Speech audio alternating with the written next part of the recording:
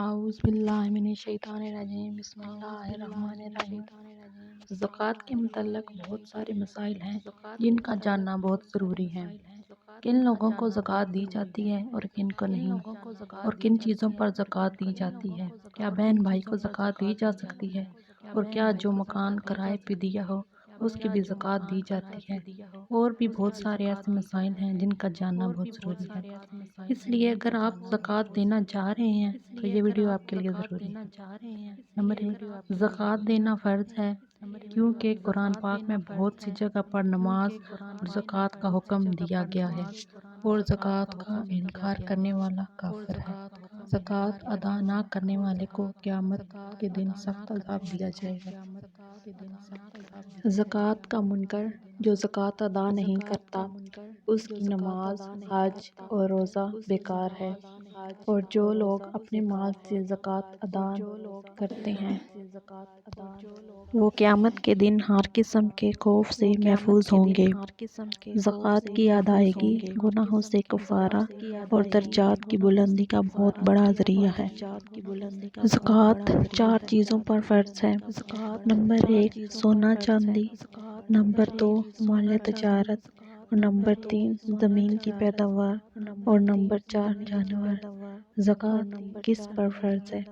زکوٰۃ ہر مسلمان عاقل اور بالغ پر فرض ہے جو صاحب نصاب کا مالک ہے، اور جو ضروریات زندگی سے زیادہ ہو، جس پر کوئی قرض نہ ہو، اس کے نصاب پر سال گزر چکا ہے، اس پر زکوٰۃ فرض ہے۔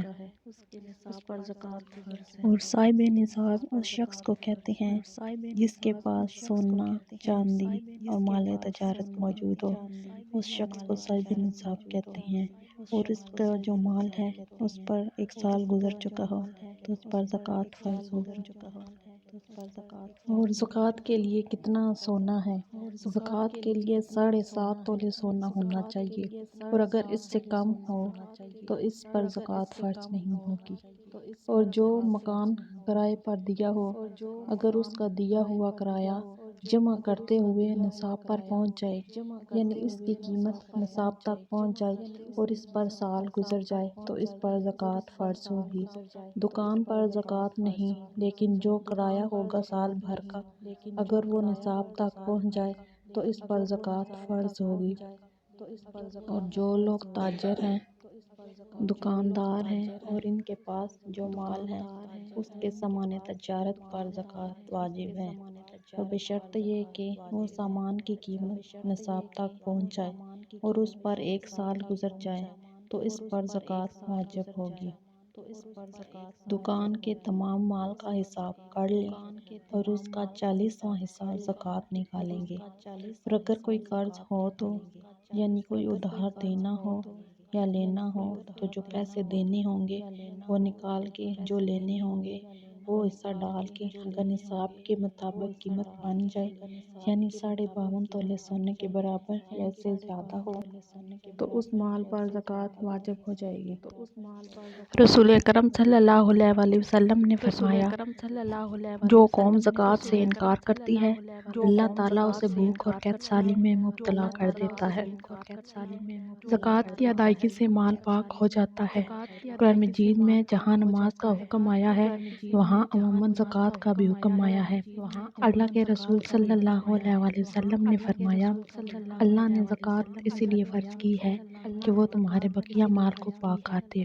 وہ مال جو اپنے وجود کو برقرار رکھنے کے لیے خود پر اور اپنے اعزاز و اکرام پر خرچ کیا جاتا ہے، اور جس سے دیگر کام بھی انجام دیے جاتے ہیں، اس کو خرچ کرنے سے پہلے پاک کر لینا اور پاک مال کو اپنے لیے اور دوسروں کے لیے استعمال کرنا بھی نہایت ضروری ہے۔ زکوٰۃ کن لوگوں کو نہیں دی جا سکتی؟ نمبر 1 ہے سادات۔